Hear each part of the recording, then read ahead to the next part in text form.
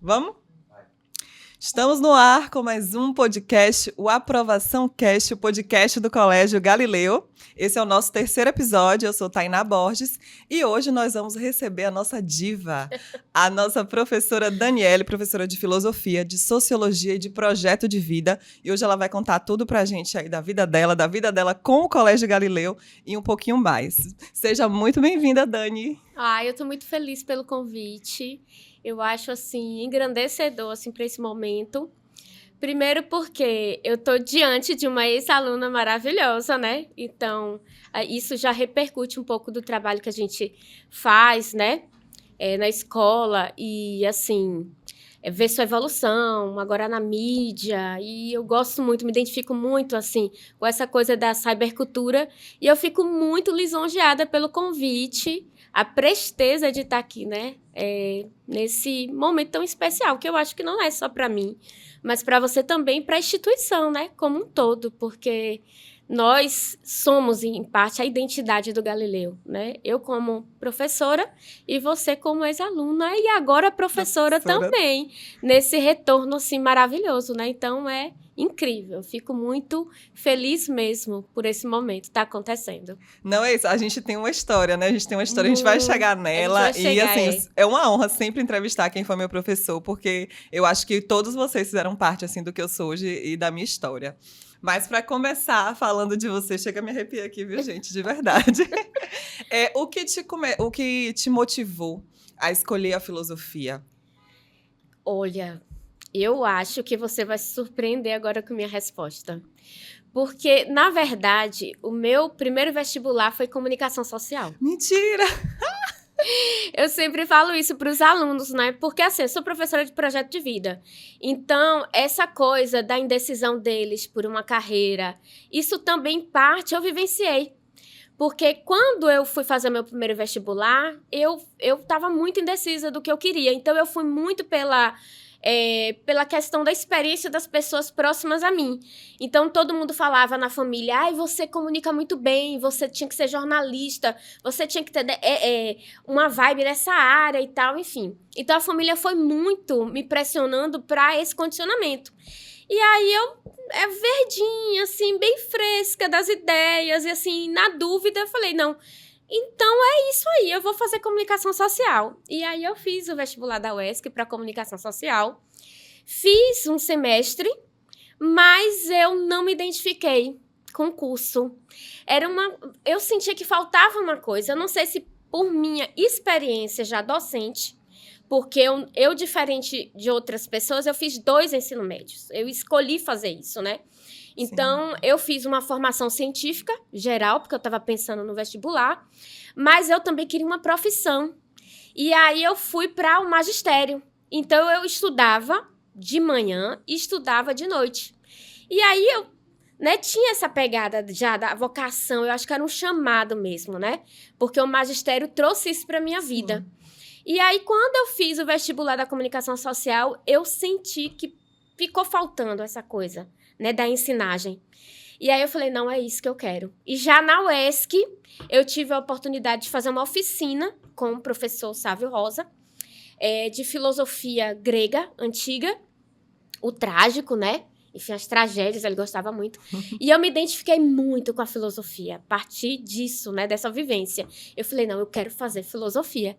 E aí, no ano seguinte, eu fui e prestei vestibular de novo para filosofia e não, me entreguei ao amor, à sabedoria, né, à filosofia, de uma vez por todas. E me encaixei e me encontrei. Foi uma coisa que realmente trouxe muito, não só muito conhecimento, mas uma vivência maravilhosa, pessoal, de amor mesmo próprio, né, a mim. Então, foi mais ou menos assim. Então, não foi de cara a filosofia, não. Foi comunicação social. Gente, eu não sabia que você tinha feito comunicação, E juro. de comunicação social que ficou, que foi muito positivo, que eu sou apaixonada até hoje.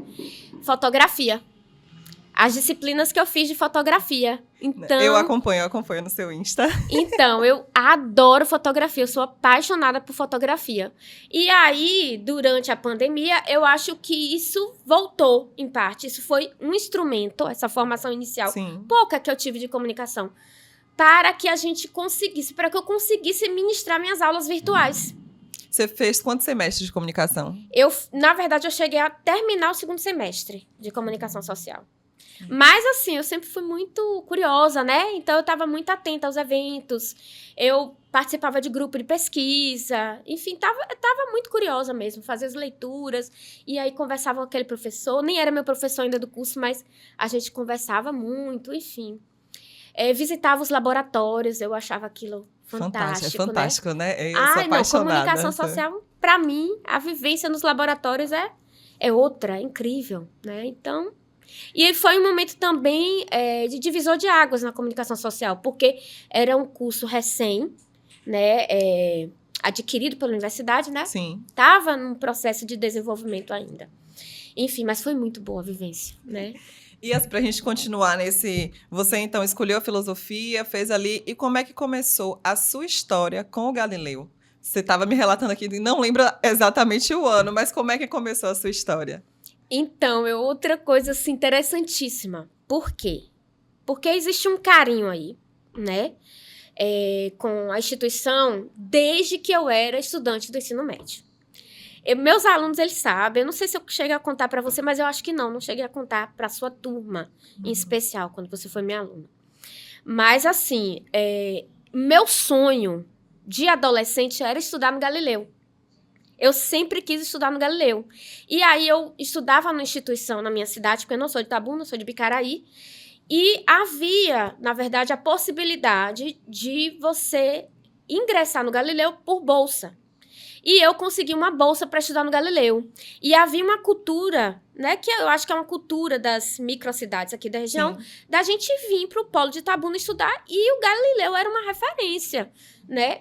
E eu queria muito. Todos os meus colegas de 8ª série, na época, vieram estudar no Galileu. E eu sobrei. Oh.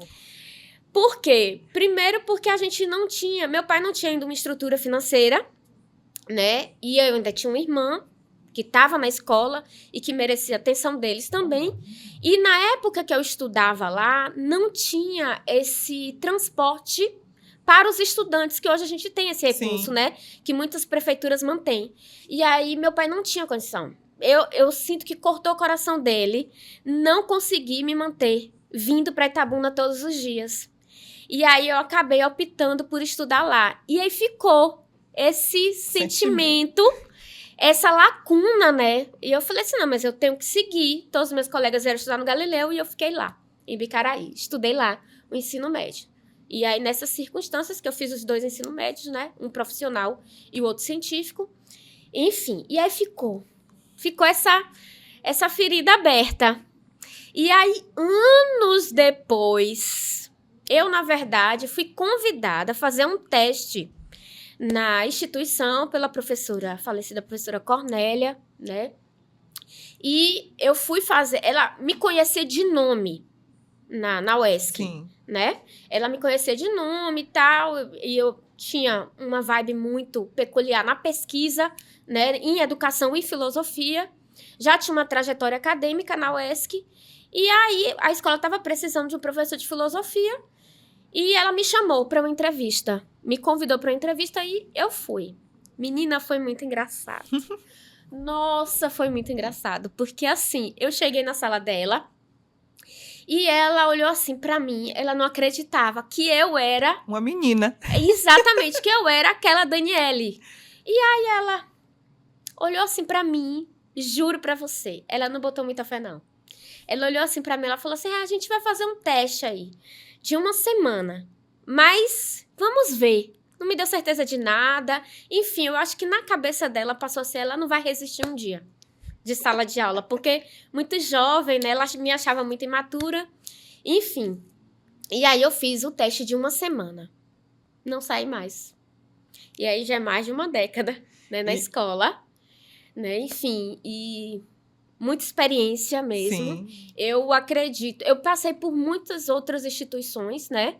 Então, eu fui monitora de ensino na UESC, eu fui pesquisadora na UESC, eu trabalhei, né, no funcional mesmo da UESC, na parte administrativa, no colegiado de economia, né, mandar um beijo para todo mundo lá, já tem um tempinho, né, na época ainda que o professor Joaquim nem pensava em ser reitor da instituição, então ele foi meu primeiro chefe na UESC. E aí, o que acontece?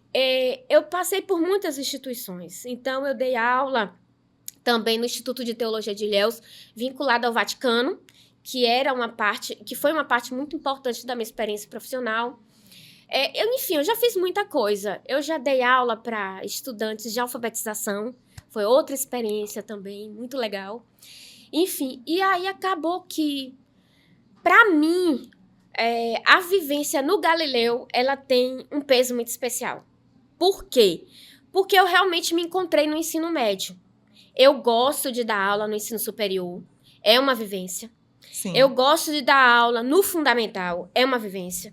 Eu gosto de dar aula no ensino, né, infantil, é outra realidade. Mas eu acho que a minha praia, a minha vibe filosófica é o ensino médio.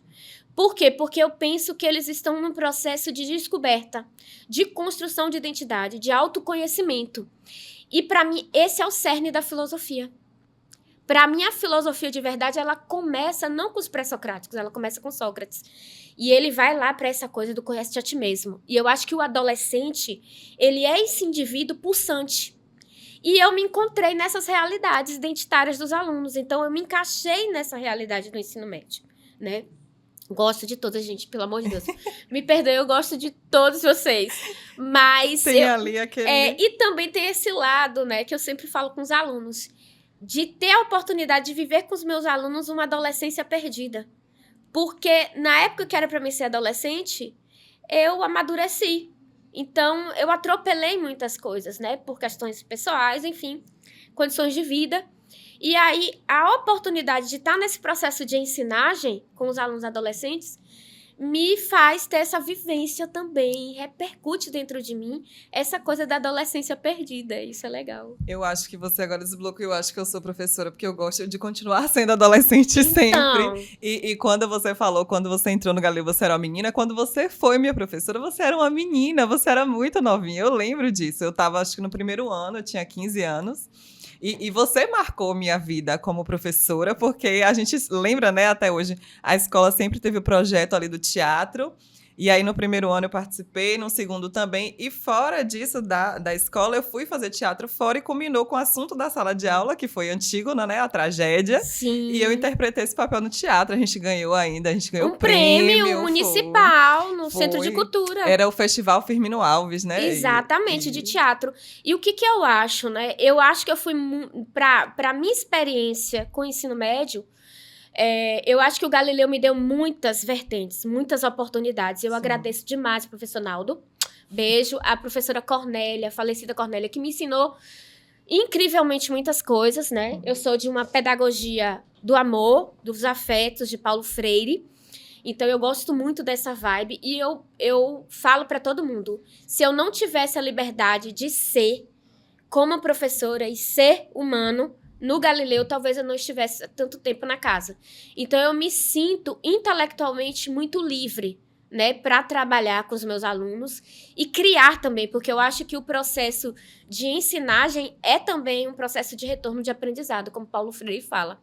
E também de criatividade. O Galileu me deu essa oportunidade. Você cita a questão do teatro. Desde que eu entrei no Galileu, o Galileu sempre me deu essa oportunidade de estar fazendo nuances, coisas muito diferenciadas. E Sim. O teatro é uma delas. Eu achei muito ousado no período que a gente fez esse trabalho, porque eu estava começando, mas eu também pensava, como que eu vou atrair os meus alunos para a filosofia? Que não era um componente curricular obrigatório, como é agora, né? Mas que nós já tínhamos essa visão muito amplificada do ensino, do aprendizado, de múltiplas facetas, com o olhar da professora Cornélia, e ela já pensava assim, na introdução da filosofia. Então, Sim. O Galileu estava anos-luz na frente, ao me introduzir o pensamento crítico filosófico, e desde o fundamental, e eu achava aquilo fantástico, então eu queria fazer parte daquilo, né? Então, quando houve esse convite de trabalhar no Galileu, não, eu abracei, na verdade, eu me joguei de corpo, alma, tudo, né? Eu falei, é isso que eu vou fazer. E eu vou fazer da escola meu laboratório. Meninos e meninas, vocês foram minhas cobaias ao longo desses anos todos. E qual foi o resultado de tudo isso?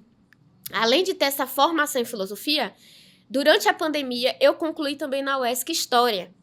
E o meu orientador, professor Robson Dantas, beijo, professor, né, também, ele me deu o prazer de, na minha monografia de conclusão de curso, Sim. eu falar sobre a minha própria história docente.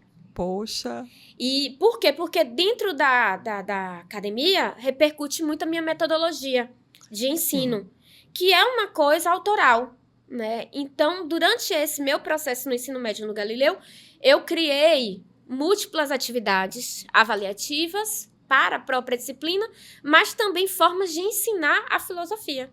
E falando nisso, tem o Mediação. Não coloquei na pauta, mas eu lembrei, você falou, eu lembrei do Mediação, que é um projeto muito legal. Eu acho que o Mediação, para mim, foi um dos trabalhos mais criativos que poderia ter acontecido dentro da minha carreira docente no Galileu, né? Inclusive, ele é citado na minha monografia de fim de curso, porque ele faz parte da minha trajetória como professora de filosofia, né? E o que eu acho interessante é porque ele é um veículo de aprendizado da filosofia, mas também um instrumento que serve a gente para atender a questão de projeto de vida, que é outra matéria também, que eu ganhei de presente. Meu Deus, que foi a minha realização pessoal, projeto de vida. Não, tá aqui na pauta, né? Porque, assim, são novas disciplinas da BNCC, né? E, assim, você ministra para o 9º ano, primeiro... Não, primeiro e segundo primeiro ano. E segundo ano. Ah, primeiro e segundo ano, né? E, assim, explica para as pessoas o que é o projeto de vida, porque fica essa dúvida, né, dos pais. O que é o projeto de vida? Qual a importância dele na formação desses alunos? Então, olha, projeto de vida... Na verdade, o próprio nome já diz. Na verdade, uma matéria que faz com que o indivíduo caia em si.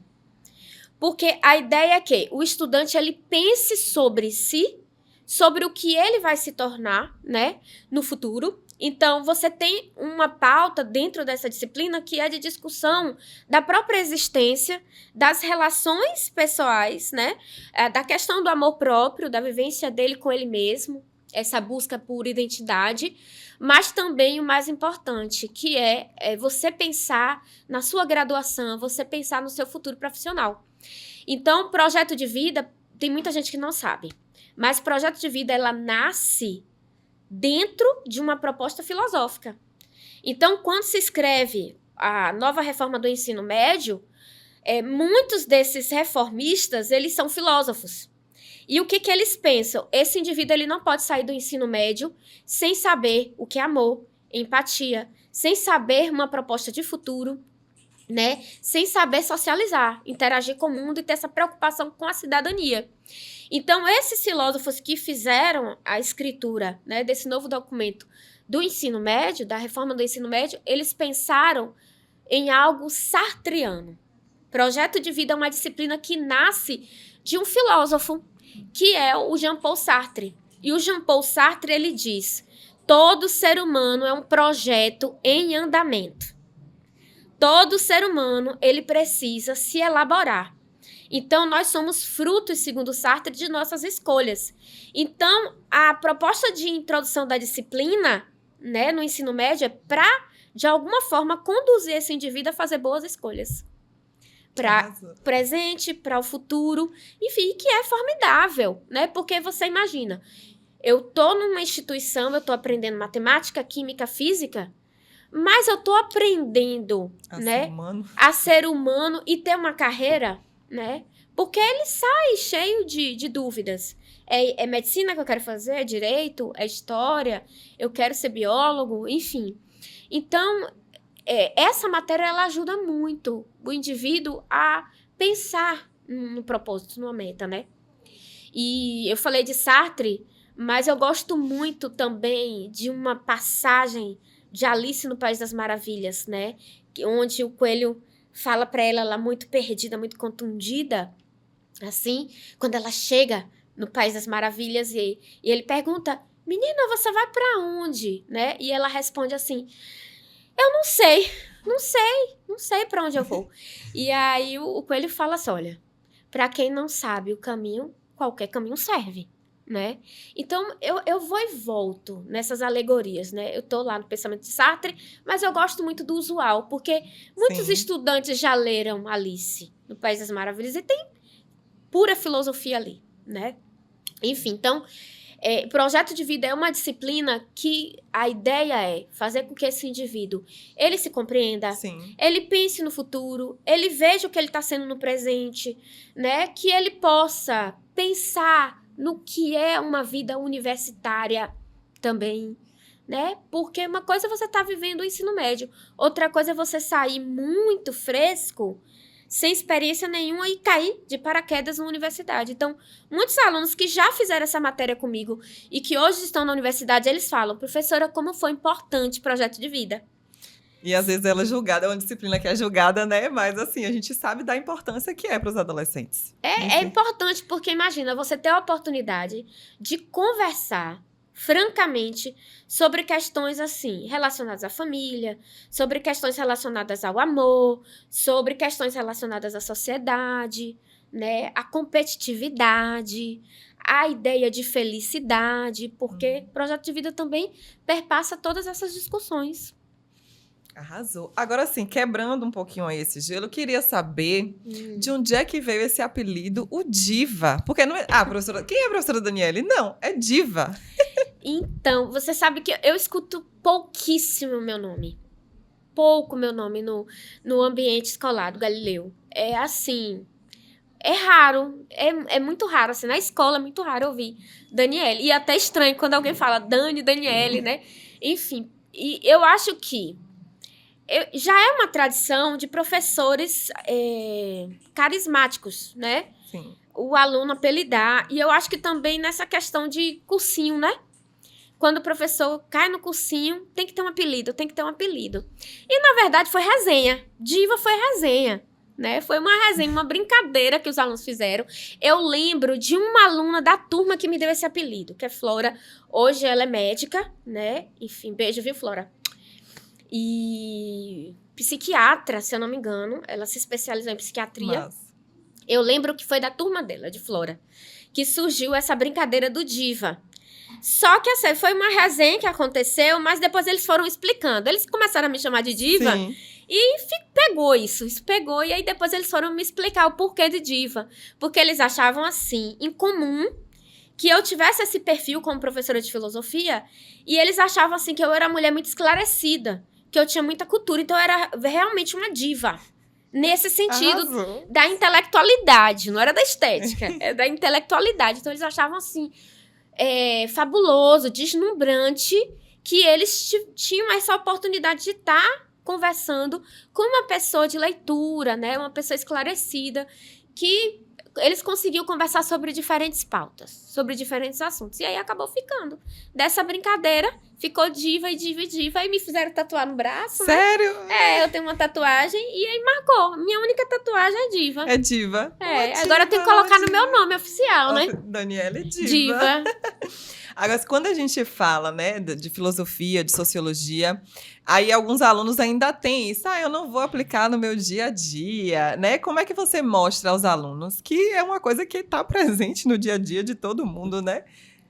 Então, como eu te falei, o Galileu, ele é diferenciado. Porque o Galileu já tem uma cultura filosófica desde o ensino médio. E eu acho isso louvável. Eu acho isso incrível. Então, dizer para você que há, por exemplo, uma resistência dos alunos em relação a essas matérias, eu estaria mentindo. Sim. Eu posso encontrar um caso isolado ou outro, mas dentro da instituição, eu acho que eles entendem muito bem o lugar da filosofia e da sociologia, mas foi um processo de introdução cultural, né? De valorização que acontece interna. E não só pela instituição em si, mas também pelos colegas de trabalho, enfim, os próprios pais também, né? Ajudam muito. Sim. Então, eu nunca tive essa dificuldade.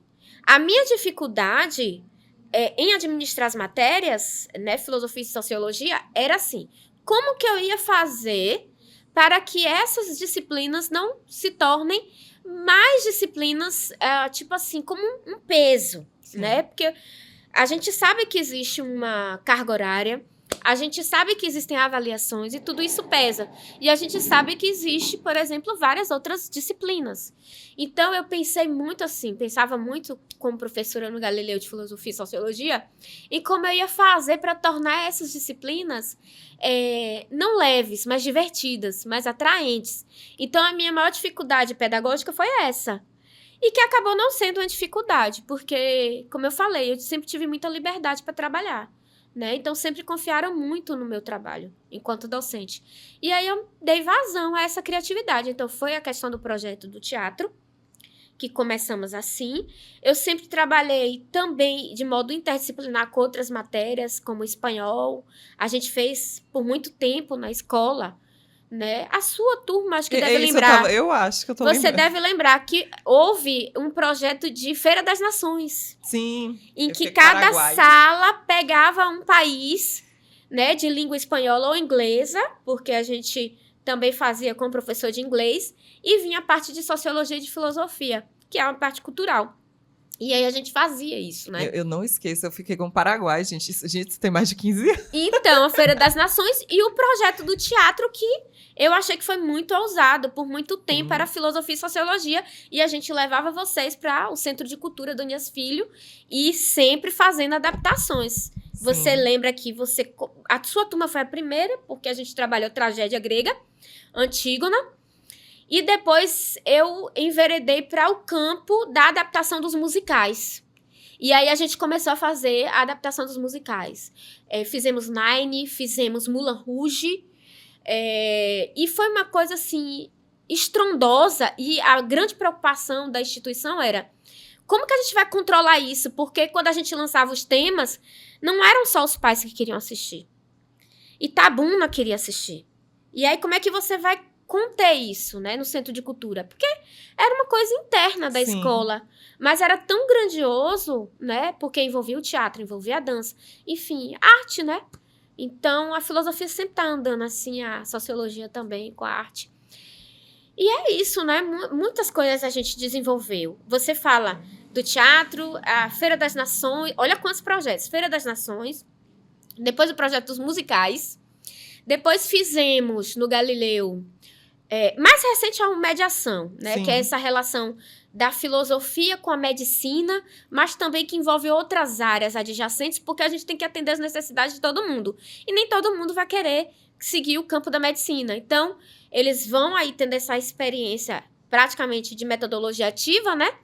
Porque as aulas de projeto de vida, que incluem mediação, junto com filosofia, elas são práticas. Então, envolve o teatro, a maquiagem artística, envolve a criação de roteiro. E os meninos se dedicam, né? Eu fiquei impressionada, assim, assistindo esse ano, a dedicação deles, assim, fiquei encantada mesmo. É como se eles fossem fazer uma vivência mesmo na área médica. Só que isso envolve outras profissões, o de policial, porque entra no hospital baleado, né? Que era um criminoso. E aí vem outros dilemas da filosofia, né? Quem deve ser atendido, o homem de bem ou o criminoso? Então, isso, né, provoca muita criticidade dos alunos, o mediação. Eu acho que hoje é o carro-chefe de filosofia e projeto de vida, né? E os meninos, eles se sentem com a autoestima lá em cima, porque como é que eu seria como médica, né? Como que eu seria como policial, como assistente social, né? Como enfermeiro, como psicólogo, né? Então, é uma coisa bem, bem bacana. Aí tem o mediação. Nós temos o júri simulado também, que é um sucesso com o 2º ano. Eles amam ter essa vivência. Muitos decidem criar um caso-crime para julgar. Sim. Outros decidem trabalhar levantando um caso que já ocorreu e que traz polêmica também. O ano passado, uma equipe do 2º ano acabou fazendo abordagem daquela história terrível, né? De feminicídio entre aquelas 3 mulheres de Ilhéus. Sim. E o caso não foi julgado, né? Mas eles criaram toda uma hipótese, uma suposição para fazer esse julgamento, e foi realmente muito maravilhoso. Então, a gente tem essa proposta de trabalho, também de metodologia ativa com júri simulado, e tantas outras propostas, como também a gente faz um trabalho de cultura alimentar também. Então, como é que eu posso filosofar com a comida? Com o alimento, né? O que esse alimento me diz, né? Porque eu sou também o que eu como. Então, a gente faz todas essas discussões. Aí eles vão também para o regionalismo, eles têm que apresentar um protótipo de comida regional, e eles têm que dizer a história cultural daquela comida. Sim. Aí eu já começo não só na filosofia, mas a sociologia, essa questão cultural, né? Eu quero voltar para sua sala de aula. E aí é por aí, a gente vai, né? Nesse processo todo. Hoje, basicamente, eu trabalho filosofia, sociologia e projeto de vida com metodologias ativas. Porque tem que ser assim, experiência. Envolve o aluno, né? Envolve o aluno tem a vontade de participar. E hoje o ensino médio, ele precisa do protagonismo. O MEC exige que o aluno seja um protagonista. Então, esse aluno, ele não está na sala de aula passivo. Ele tem que ser o protagonista. Ele tem que agir, ele tem que atuar, ele tem que construir o conhecimento junto com o professor. Então, por isso que a metodologia ativa, ela é incrível. Aí, quando eles vão fazer uma graduação que obrigatoriamente tem metodologia ativa, eles não têm dificuldade. O aluno do Galileu não tem dificuldade. Já sai preparado. Você quer ver um exemplo? Psicologia na UESC já é metodologia ativa. Já é um curso que foi introduzido, foi criado esse ano, e que já tem a metodologia ativa, que é o que eles chamam de PBL. E medicina também. Medicina hoje é em formato PBL, e muitas instituições, e na UESC também é assim. E ele não vai ter dificuldade, porque a gente já tem essa vivência. Eles vão sair arrasando da escola. Agora, assim, qual o conceito para esses adolescentes, né, que a gente trabalha? Qual conceito filosófico você acha que todo jovem deveria aprender antes de sair da escola? Um conceito filosófico, é estranho, mas eu vou explicar para o pessoal. Meus alunos já sabem. Porque eu acho que ele é um marco. Ele é um marco, assim, que é eudaimonia. É uma palavra grega. Ela é estranha. A gente pensa outra coisa, a gente já fica com preconceito com ela. Eudaimonia. Mas ela é uma palavra belíssima do vocabulário grego. E eu acho que o papel da filosofia é fazer o encaminhamento para a eudaimonia. E não sou eu que estou dizendo, é Aristóteles. Aristóteles, ele pensa na eudaimonia. Deixa eu falar logo o que é eudaimonia. Por favor. Eudaimonia é felicidade. É a palavra grega para felicidade. Imagina você passa uma vida dentro da escola. Imagina você sair dessa mesma instituição sem saber o que é eudaimonia, o que é felicidade. Adiantou aprender o que de matemática, de física, de química? Então, para mim, muita gente da filosofia vai me criticar, mas eu sou eu. Então, eu defendo a eudaimonia. Porque eu acho que o estudante, ele já sabe o que é razão, né? Ele já sabe o que é sabedoria, ele já sabe o que é amor, ele já sabe o que é... Mas a felicidade é algo que pesa e tem uma complexidade. Sim. Eu não posso sair da escola sem saber o que me faz feliz. Todo mundo busca isso, né? Todo Buscando mundo busca e é muito controverso. Então, o que é felicidade para mim pode não ser para você. Mas eu acho que ao longo da trajetória escolar, o estudante em filosofia precisa saber o que é eudaimonia, o que é felicidade. Eu acho que compete ao professor de filosofia, de verdade, fazer esses encaminhamentos, né? Porque você pode falar que foi Sócrates, Platão, Aristóteles, mas esse estudante, ele precisa construir o próprio conceito dele de felicidade. E nesse contexto, né, você acha que o aluno entendendo ali a sociedade ajuda ele a se entender melhor? Eu acho que é uma via de mão dupla. Eu acho que... Por que a sociedade não pode ser vista como um conceito abstrato? Aí, vixe, vai falar a professora agora. Pode falar. Então, sociedade é um nome. Mas a sociedade, ela não existiria sem a gente. Então, o que é a sociedade? Um conjunto de indivíduos. Então, ela não é uma coisa abstrata. A sociedade somos nós. Então, nós temos que pensar assim. A qualidade dessa sociedade é um reflexo da qualidade dos indivíduos. E vice-versa. Porque sempre vão ter indivíduos. E a sociedade, ela vai ad ao infinito. Ela vai se renovando. Porque a geração do meu filho já é outra. Mas é sociedade. A geração do meu neto... ou neto, não sei, será outra. Então, a sociedade somos nós. Então, a sociedade que está agora vai influenciar esses indivíduos. Sim. Mas a sociedade do futuro também vai ser um espelho né, de tudo isso que nós estamos vivenciando. E vão vir outras coisas também, né, porque é futuro. Então, há de infinito. O que eu acho? Nós precisamos hoje ter uma formação muito mais focada em ética, né? Eu acho que a gente está perdendo muito essa ideia de valores. Nós estamos entrando no niilismo. Niilismo é um conceito filosófico que diz assim, que há um esvaziamento dos valores. A gente está perdendo o foco em muitas coisas. Por quê? Nós estamos desconstruindo o amor, né? A ideia de felicidade, a ideia de trabalho, a ideia de justiça. E fica muito pairando no ar uma redefinição dessas coisas. O que é família hoje? O que é o amor hoje? O que é a felicidade hoje?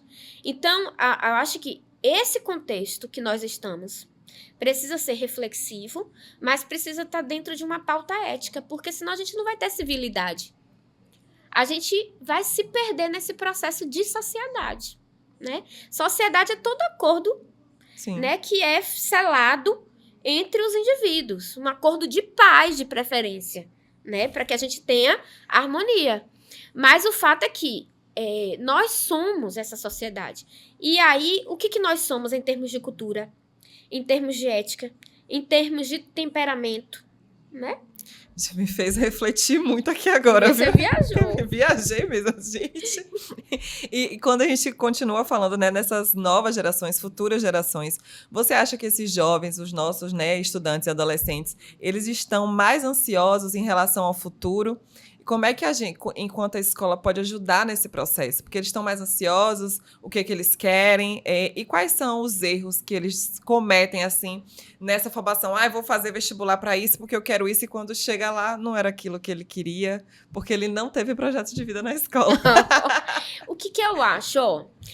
Eu acho que errar faz parte da nossa experiência. Eu acho que o erro, eu não vejo o erro como uma coisa negativa, não. Eu acho que muitos acertos vêm das nossas incapacidades e da nossa própria ignorância. Eu acho que sem isso a gente não teria ciência, a gente não teria filosofia, a gente não teria cultura, a gente não teria nada. Então, eu não sou, assim, aquela pessoa severa de olhar com pessimismo o erro. Pelo contrário, eu, Daniele, erro muito, né? E vou aprendendo com os meus erros a cada dia.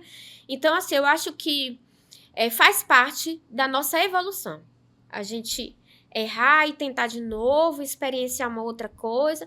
Isso é o aprendizado.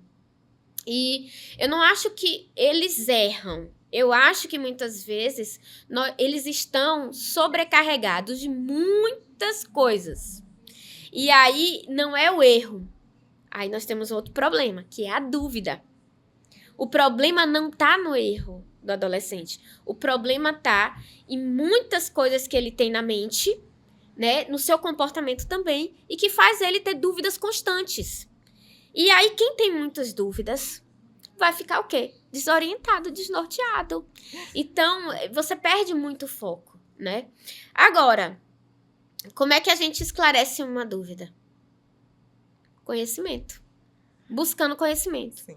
Por isso que, assim, o aluno, ele tem que falar que são processos que ele vai vivenciar, né? Desde lá a série inicial, 6º ano, 7º ano, ele sempre tem que sair de uma série para outra, não focando no erro, mas pensando assim, o que eu posso aprender a mais?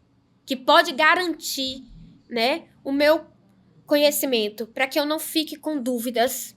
E também o autoconhecimento, né, Tainá?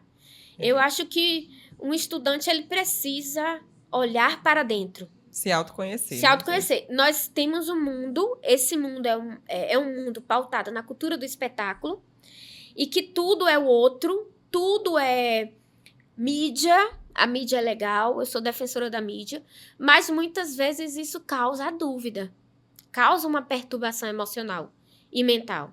Então, assim, temos que pensar, né, em estar mediando com equilíbrio essas coisas.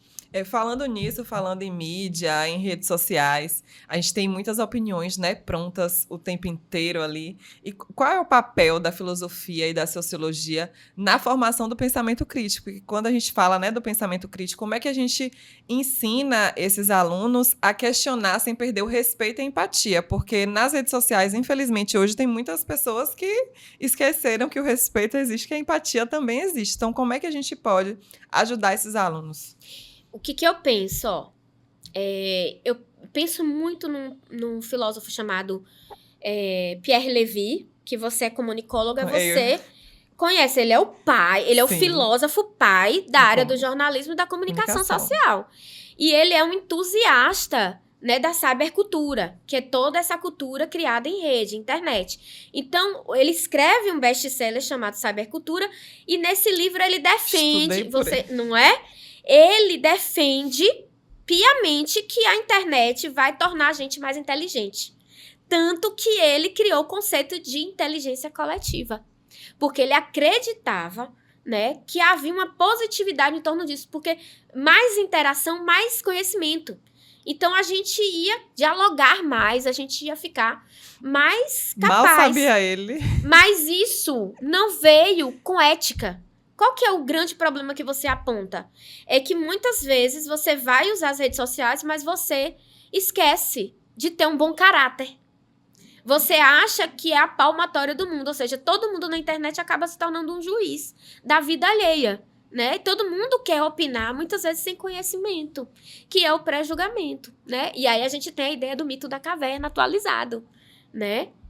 Que, querendo ou não, uma pessoa que vai para o uso da rede social sem ética e sem uma criticidade, no sentido positivo, filosófico da coisa, né? Vai cair numa caverna. Vai cair no obscurantismo, né? E vai fazer coisas que são extremamente maldosas, ruins. Então, eu não sou desfavorável ao uso das redes sociais. Eu tô nas redes sociais, né? Sim. Então, boa parte do meu trabalho é também midiático. Mas eu penso muito assim, na falta de ética.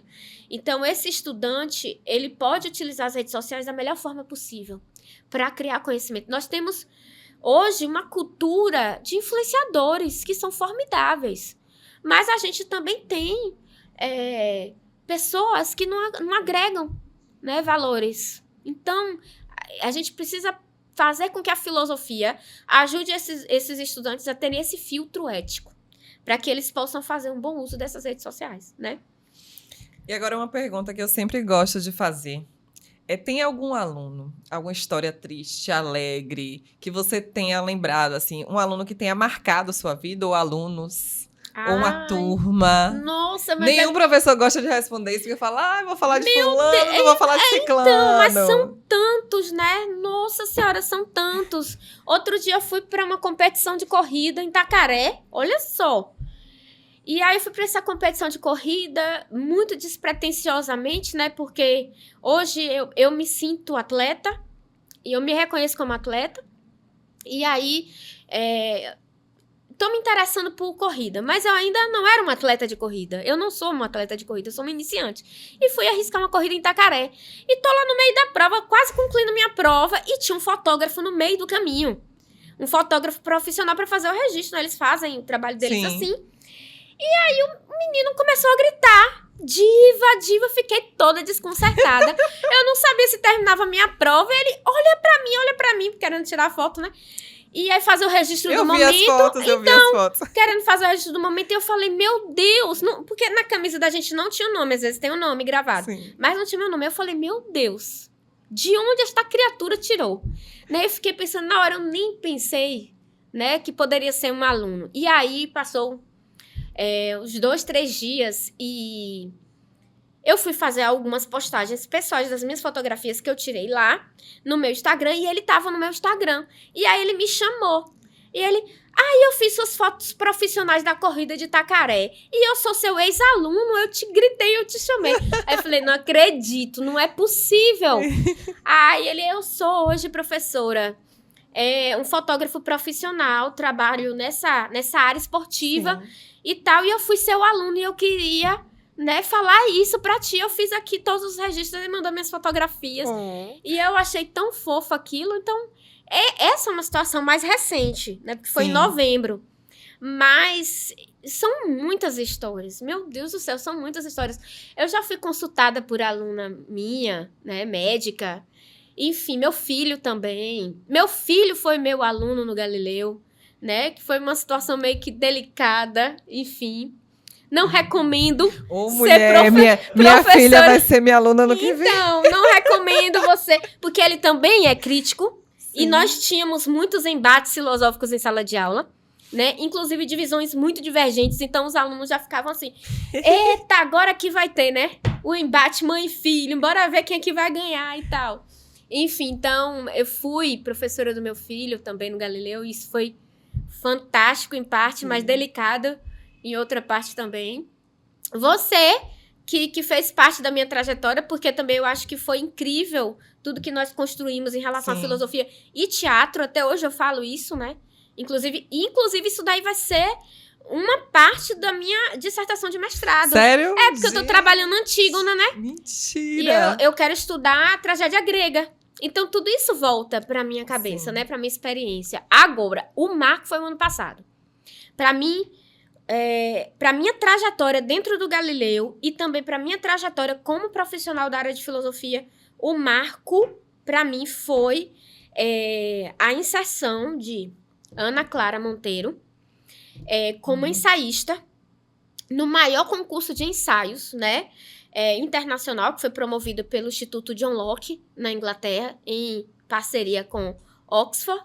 Sim. E aí, para mim, foi um marco na minha carreira como professora no Galileu e como professora de filosofia, de um modo geral, né? Porque ela, na América Latina, eu fiquei assim, eu tava no pior momento da minha vida, os alunos sabem disso, né? 2024 foi um ano muito difícil para mim, foi um divisor de águas, né? Por uma perda afetiva.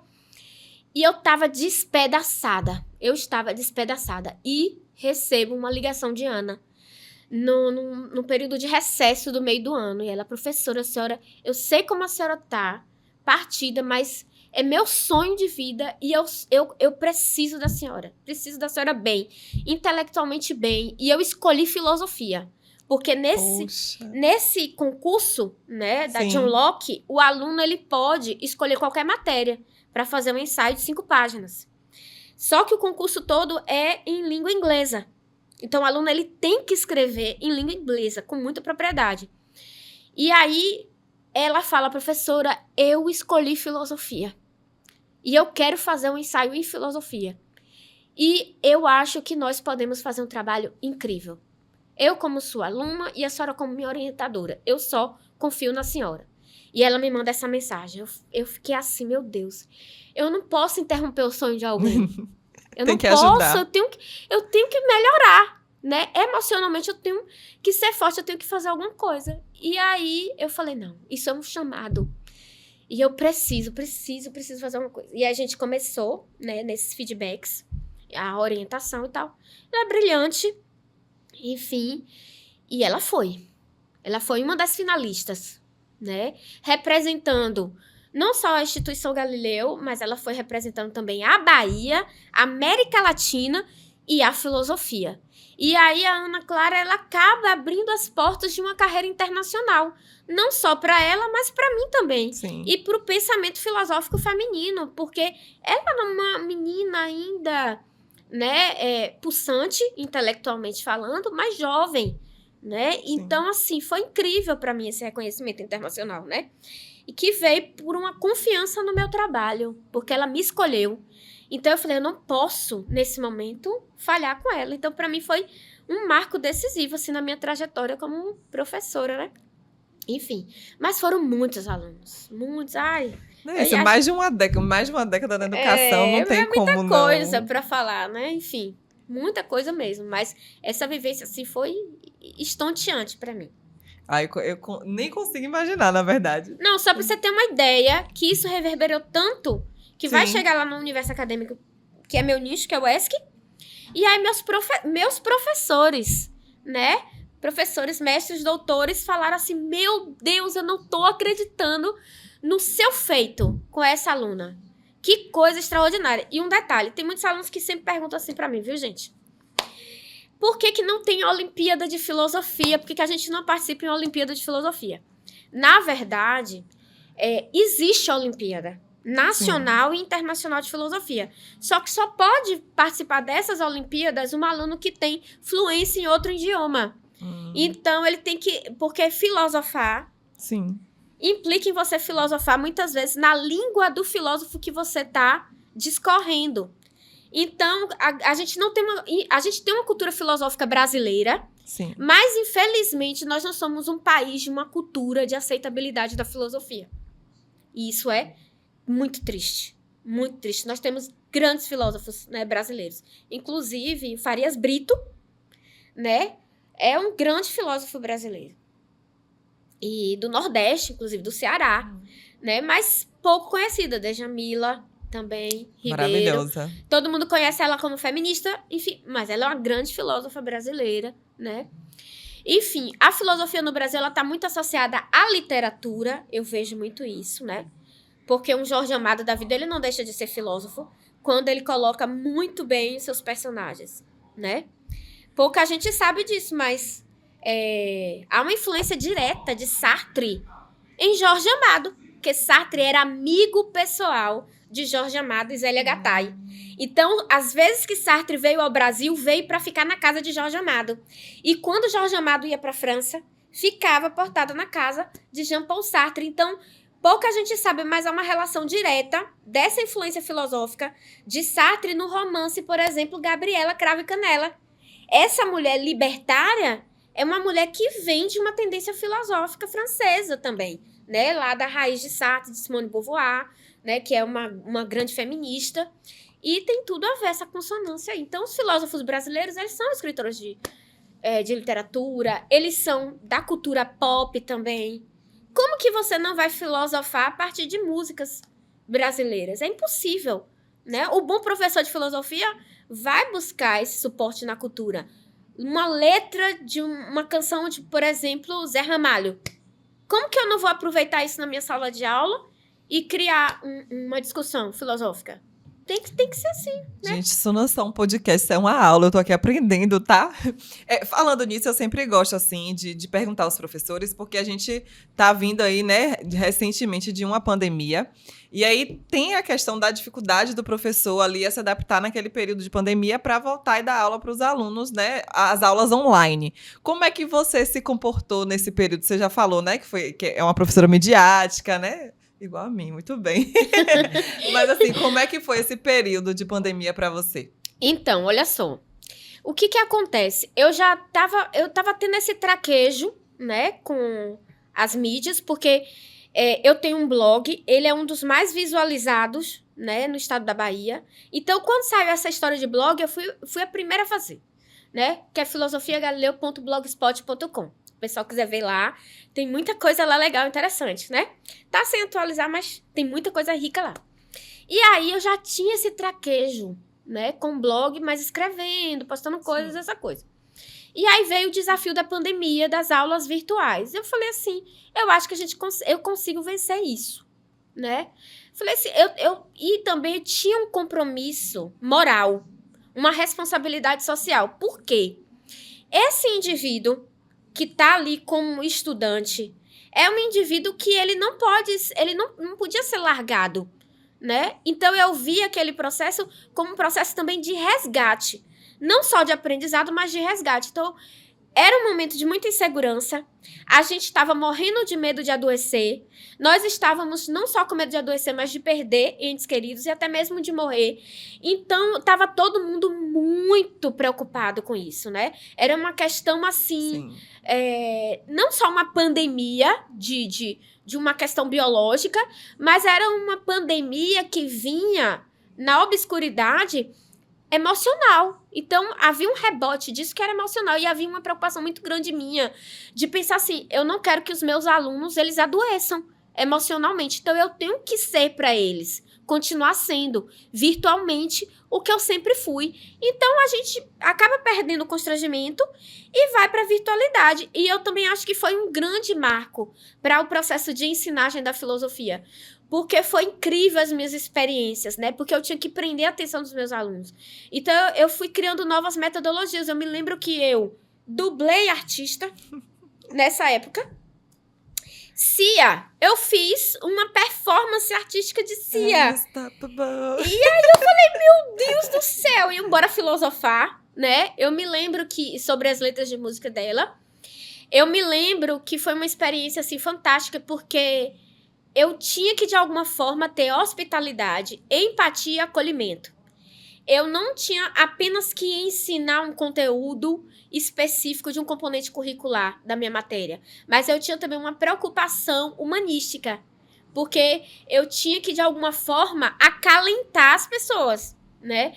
E aí eu me lembro que os meninos, eu tinha uma dificuldade que os meninos não queriam sair da minha sala. Eles queriam continuar me ouvindo, né? Porque eu falava muito de amor, eu falava muito de amizade, eu falava muito de esperança, porque era um momento que a gente tinha que alimentar a esperança. A gente não tinha certeza da vacina. Eu também estava morrendo de medo, né? Mas eu pensei, eu tenho que vencer o meu próprio medo. E eu tava dentro das estatísticas, né?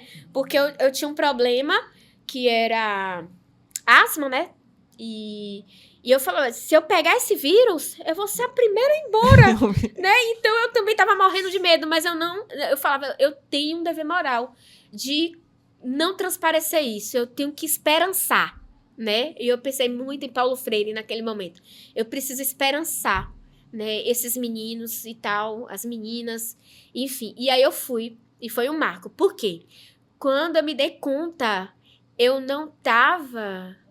A filosofia, ela não é terapia, mas ela é terapêutica. Eu percebi isso. E aí eu comecei a trazer para as minhas aulas muitas coisas do que eu vivenciei em logoterapia, que é uma área da filosofia recente, que também se torna a terceira área da psicologia, a logoterapia, que é você fazer uma terapia a partir da reflexão, do logos, sim, da razão. Eu falei, eu vou trazer isso para as aulas virtuais. E aí começou a prender a atenção dos alunos. E aí a coordenação tinha um problema, porque os meninos não queriam sair da minha aula, da sala virtual, para que os outros entrassem. Ninguém queria sair. E aí eu, gente, não é assim, não. E lá na frente também eu fui percebendo que eu não estava dando aula só para os alunos.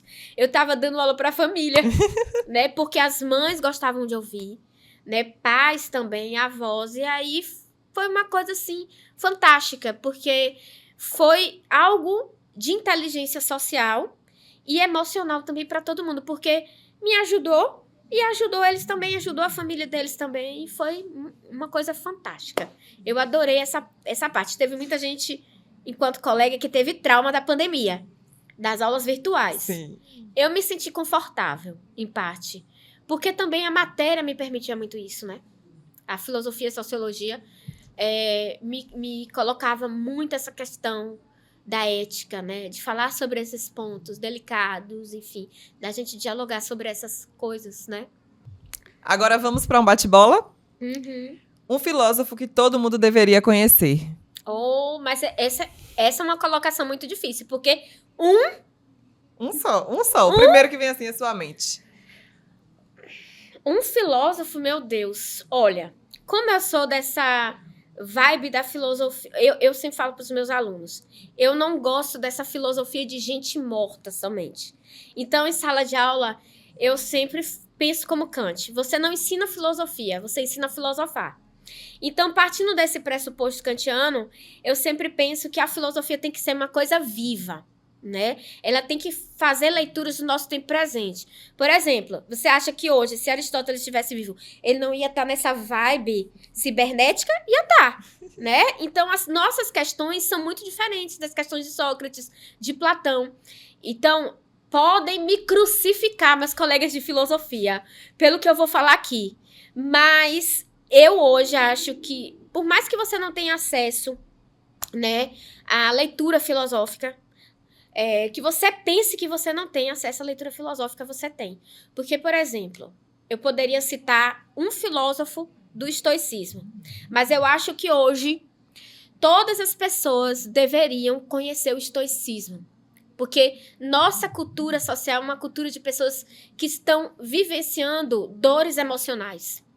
E existe esses pensadores do estoicismo que há séculos atrás, eles trazem pra gente ensinamentos incríveis. Então, são 3, Sêneca, Marco Aurélio e Epiteto. Lendo qualquer um dos 3, você já vai ter, assim, sabe, um suporte melhor sobre si, sobre a questão emocional. Então, leiam os estoicos. Essa é a minha recomendação. Inclusive, eu trouxe aqui, ó, né, para mostrar para vocês. Esse é meu livro de cabeceira. Eu leio e releio sobre a brevidade da vida. Eu acho que a gente pode ler muitos livros de filosofia. Tem muita gente que gosta de fazer leitura de autoajuda, mas as pessoas se esquecem que autoajuda é um conhecimento que vem, né, dentro de uma pauta filosófica. Esses caras que escrevem livros de autoajuda, eles leem muito filosofia. E aqui, ó, Sêneca é um filósofo estoico e que traz pra gente a importância de a gente pensar sobre a vida, né? Como a vida é breve. Sim. E é um livrinho pequenininho. Esse cara viveu antes de Cristo, né? E quando você pega esse segundo capítulo, tá aqui marcado, ele vai falar por que você se perturba tanto com coisas que você não pode controlar. Porque os estoicos, como Sêneca, eles dizem atos de inteligência pra gente se salvar nesse mundo. Você precisa diferenciar 2 coisas na sua vida. Aquilo que você domina daquilo que você não domina. O que você domina? Você. Você. O que você não domina? Você não domina a morte. Esqueça. Esqueça essa história de que você vai conseguir ser imortal. Ou que as pessoas que você ama serão imortais. Isso é uma ilusão que foi construída ao longo de séculos, né? De que a gente vai viver perenemente, enfim. Não, Sêneca, como todo estoico vai dizer, não. Nós temos que ter a consciência de que existem coisas que podemos controlar e outras que não podemos controlar. Você não controla a morte, você não controla a natureza. A natureza acontece.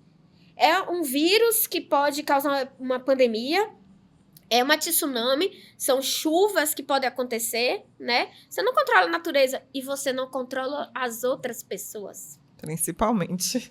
Você não controla. Nós nos relacionamos a partir de uma hipótese de que aquela pessoa gosta da gente como a gente gosta dela, mas isso é uma hipótese. Da mesma forma que é uma hipótese você achar que você pode modelar o outro, mudar o outro. Você não muda, né? Então o que você controla? Sêneca vai falar. Você controla você, a sua trajetória no mundo, né? Isso que importa. Então, por que você passa tanto tempo, né, da sua vida tentando controlar a natureza, tentando evitar a morte e tentando controlar os outros? Babado, viu? Então, bora ler os estoicos. Vou ler isso aí. Sêneca é um livro pequenininho e tem em formato PDF na internet. Vou procurar. Mas não era sobre Sêneca que eu queria falar, porque Sêneca, meus colegas da filosofia, os acadêmicos, vão concordar em parte comigo. Hoje, nós vivemos uma cultura incrível. E eu acho que tem um nome que tá na boca dos adolescentes, né? E que, pra mim, é uma referência hoje filosófica. Tem muita gente que acha que não tem nada a ver. Lana Del Rey. Você pode, sabe, tá alheio ao mundo, mas você não pode fugir de uma reflexão que ela pontua nas músicas. E pouca gente sabe que a Lana Del Rey é filósofa. Eu não sabia. Ela é uma cantora pop norte-americana de formação essencial filosófica, porque ela escolheu a área mais difícil da filosofia para fazer a graduação dela, que é metafísica.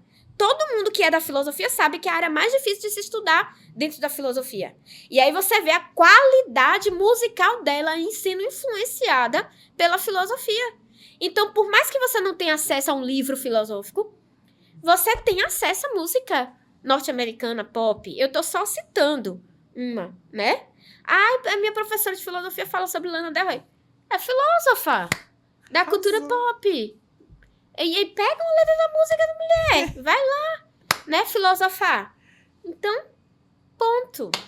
Temos aí filósofos para a gente pesquisar, viu? Uma frase filosófica que te representa. A que me representa. Todos os meus alunos, eu acho que vão lembrar dessa frase, porque ela não sai da minha boca e ela é minha. Então, ela me representa porque ela é minha. E é a seguinte: não temos tanto tempo. Ela nunca sai das minhas aulas, essa frase. Os meus alunos sabem que ela me define. Ela me define enquanto essência, mas em termos de comportamento também. E de onde vem essa frase? Nós não temos tanto tempo. Os alunos acham assim, professora, porque a aula vai acabar, né? Os que estão me conhecendo ainda, porque no nono ano, né? Chega, cruzinho pra mim e me conhece. Então, eu sempre tenho umas dificuldades com o nono ano, porque são alunos que eu ainda desconheço. Então, a gente está aprendendo a conviver, a ser amigo, enfim. E aí, lá no nono ano, eu sempre começo as minhas aulas com essa frase. Não temos tanto tempo. E ela é mais profunda, né? Porque ela é totalmente metafísica. O que eu tento trazer com ela? Se a gente não considerar a morte como uma possibilidade, nós não saberemos viver. A gente não vai ter uma qualidade de vida. E nós não estamos aqui com pressa, né? Nós também não temos que andar muito devagar. Então, eu sempre coloco esse ponto. Não temos tanto tempo, por quê? Porque a gente não sabe exatamente quando a nossa luz vai se apagar, né? E o que eu sou agora, nesse momento, até aqui? Quem eu estou sendo até aqui, né? Porque tudo é muito rápido, tudo é muito passageiro, né? E eu tô falando pelas minhas vivências. Então, é uma frase que, inclusive, eu quero tatuar. A próxima tatuagem, a segunda. Porque não temos tanto tempo. Então, o que você tá sendo? O que você tá fazendo? Né? Até aqui, quem você é para sua família? Quem você é para você mesmo? Em que momento você perdeu, né, a sua identidade ou você não está conseguindo ser autêntico, que é uma dificuldade imensa hoje para as pessoas, né, sentir, né, se tornar ativo no mundo, mas é isso, não temos tanto tempo. Se essa frase fica aqui na cabeça, você começa a pensar, como que eu vou viver agora, cada segundo da minha vida, né? O que eu vou fazer? Porque o amanhã. A gente cria, David Hume fala, que nós criamos o hábito de pensar que vamos acordar todo dia e tudo será do mesmo jeito. E sabe de onde vem essa frase? De uma experiência dentro do Galileu também.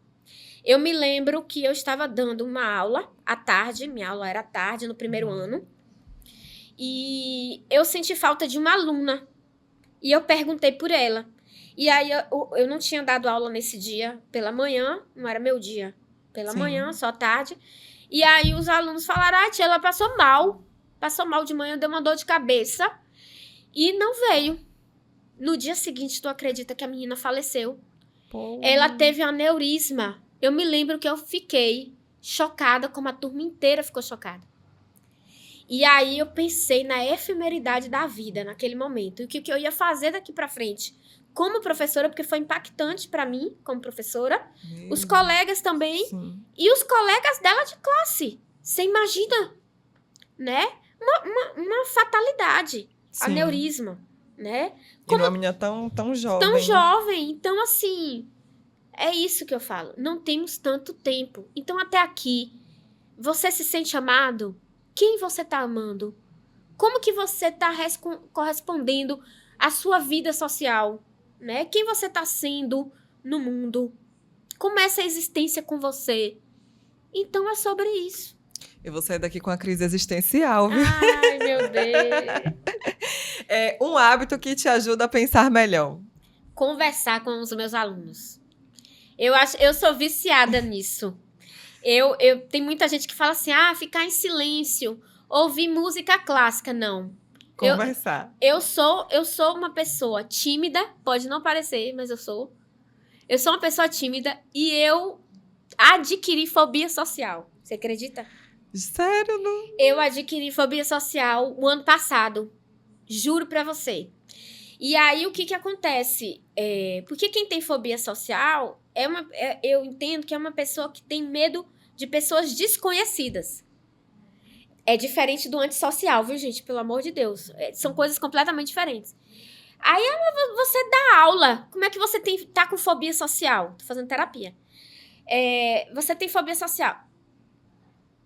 Meus alunos são conhecidos. Então eu não tenho medo deles. Eu não tenho medo deles. Eu tenho medo de pessoas desconhecidas. Então, assim, é uma luta. Porque eu não sou perfeita. Veja a carga de leituras que eu tenho.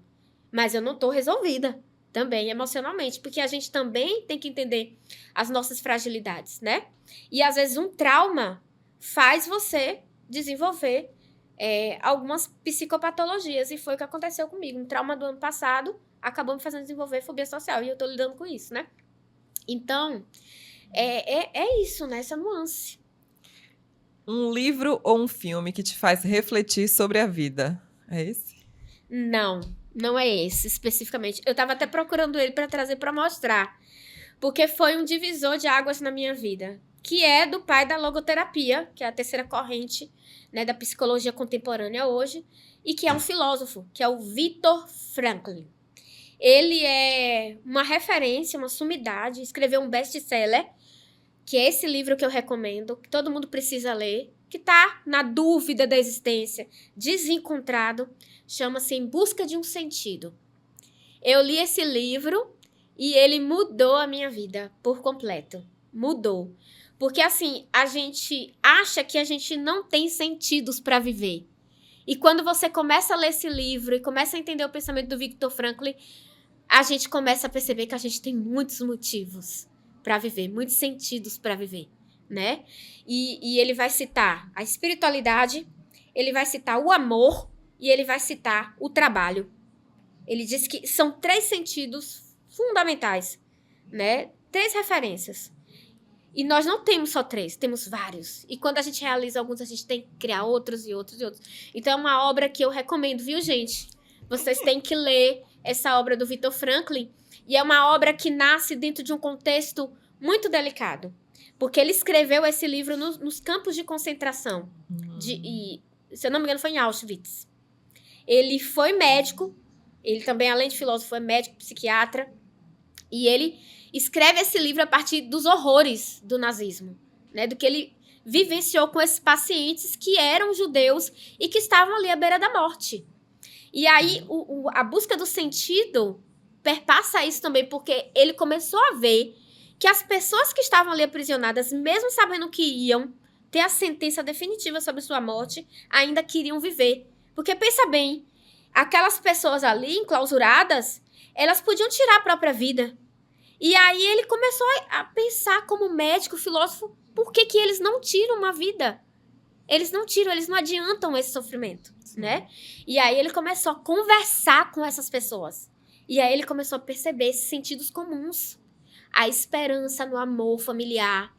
A esperança de que, por exemplo, há uma espiritualidade que poderia prover eles também, né? Enfim, e que eu acho que hoje em dia falta muito nas pessoas. As pessoas, elas vão muito para a ciência e esquecem muito a espiritualidade, né? E eu nem tô citando aqui religião. Eu tô citando, você pode ter uma vida espiritual independente de religião. Sim. Que é pautada em valores, né? E as pessoas estão perdendo muito isso hoje. E o trabalho. Imagina, o trabalho tem que ser, em parte, o cerne da vida da pessoa. A gente pensa assim, tem pessoas que não querem nem se aposentar. Por que não querem? Porque elas acham que vão perder o sentido da vida delas, né? E eu concordo plenamente com Viktor Frankl. É uma leitura libertadora e eu acho que todo mundo deveria ler esse livro. Porque é muito triste a gente viver sem saber que tá cheio de sentidos para viver. Vamos sair daqui cheio de dicas de leitura também, viu? Vou anotar esse aí, porque esse eu quero ler mesmo. O que te inspira como professora? Meus alunos. Eu acho que não tem inspiração melhor. Eu acho que a disciplina intelectual dos meus alunos é pulsante para que eu possa me renovar, para que eu possa aprender, para que eu possa me reinventar, para que eu possa pensar. Então, dificilmente eu seria o que eu sou hoje sem os meus alunos. Então, eles são parte decisiva da minha vida, né? Eu não consigo ter me desvincular dessa simbiose, Então, eles são... E aí eu não tô falando assim, de alunos que são indisciplinados. É muito raro isso acontecer comigo. Na minha trajetória docente no Galileu, é muito, muito, muito difícil acontecer um aluno, assim, que tem uma dificuldade comigo com a matéria. Mas os alunos que eu percebo, e a maioria é assim, disciplinada intelectualmente, que quer aprender, que está entusiasmada, que tem curiosidade, meu Deus do céu, isso aí é tudo para mim. Um valor que você tenta passar na sala de aula? Amor próprio. Quem me conhece sabe, eu não tenho problema nenhum de autoestima. Pelo contrário, eu acho que eu tenho problema de super autoestima, né? Mas nem sempre foi assim. Eu falo para os meus alunos que eu me tornei a professora que eu sempre quis ter, né? Então, toda a minha prática docente, que fique registrada aqui, ela é pautada nisso. Quando eu faço uma aula, eu sempre penso assim, se eu fosse aluna, eu gostaria de assistir a minha aula? A minha referência é essa, né? Então, eu me tornei a professora que eu sempre quis ter. E aí, eu fico pensando, meu Deus, será que é isso mesmo? Né? É por esse caminho que eu vou? E por aí vai, né? Então, é essa justa medida aí. Para finalizar, se a filosofia fosse uma palavra, qual palavra seria? Meus colegas aí da filosofia vão me criticar aí também, de novo, outro ponto. Porque todos eles poderiam achar que eu vou falar o óbvio, que é amor à sabedoria, né? A filosofia se define pelo amor à sabedoria, enfim, pela amizade ao saber. Gente, desculpa, mas eu vou na minha percepção. E a minha percepção é ataraxia. Traduza. Ataraxia, outra palavra grega, fortíssima, imponente. Se eu tivesse uma filha, o nome dela seria Ataraxia. Tô brincando, gente. Não Tô brincando, gente. Tô brincando. Mas, assim, ataraxia é a palavra grega para serenidade. Eu acho que tá faltando hoje na gente são condições suficientes de serenidade. Nós temos um mundo muito acelerado, muito agitado, né? Tem um filósofo da atualidade que ele escreveu uma obra que se tornou um best-seller chamado Sociedade do Cansaço, né? E ele faz uma crítica a isso, que nós vivemos um mundo de busca constante por sucesso, por competitividade, e a gente vai à exaustão, né?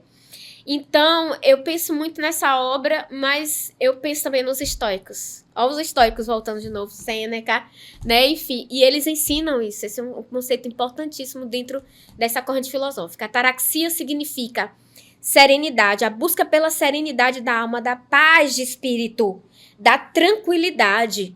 Então, nós vivemos condições totalmente contrárias a isso, totalmente desfavoráveis. O mundo é agitado. O mundo é conflitivo. Nós, internamente, somos conflitivos, né? Nós temos uma dificuldade de alto amor, né? Nós temos uma dificuldade muito grande de garantir quem a gente é em termos de autenticidade. Nós temos uma necessidade muito grande, e é muito triste isso, de se comparar, né? Tem muitos alunos que falam assim, se você pudesse, Diva, escolher alguma coisa do aprendizado da gente, o que seria? Seria a comparação. Se tivesse um botãozinho para desligar na mente das pessoas, algo seria esse, da comparação. A comparação, ela estraga completamente o ser humano. E a ataraxia traz isso, né? Você se resolver com você tá sempre buscando essa harmonia, que volta um pouco também do ensinamento lá de Sócrates, do conhece-te a ti mesmo, que volta um pouco para a questão do Erich Fromm, que é um autor que eu gosto muito, filósofo, que ele diz assim, não existe feito mais interessante e real para a vida humana do que o amor, né? Então, nós estamos perdendo isso, né? Essa ideia de amor, amor de si, amor do outro, amor pela humanidade, né? E a ataraxia é um conceito filosófico que traz essa completude, né? Essa busca por equilíbrio, por tranquilidade, por zelo, autocuidado, né? Gente, que papo maravilhoso, viu? Se eu pudesse, eu ficaria aqui horas e horas. Muito obrigada mesmo pela sua participação. Foi Eu que agradeço, bom. né? Eu quero que você olhe para aquela câmera ali e deixe uma mensagem para os seus alunos, ex-alunos. Então, gente, vocês sabem que eu sou da pedagogia dos afetos, né, do amor. Então, eu só tenho que desejar muito carinho para vocês, que vocês continuem sendo essas pessoas afetivas, né, porque o mundo já é tão difícil e se a gente não coloca a emoção, né, a gente é razão, mas eu acho que a gente, em parte, precisa, né, colocar os nossos sentimentos, dar vazão a esses sentimentos positivos, né. Enfim, então eu quero desejar para vocês ataraxia, desejar muito amor próprio, autenticidade, né, afeto, tudo de bom, né, que vocês de fato merecem, né. Enfim, mas é isso, todo o meu carinho, né, todo o meu afeto para vocês. Beijo. Muito obrigada mais uma vez pela sua participação e obrigada a todos que assistiram até aqui e até o próximo episódio do Aprovação Cast.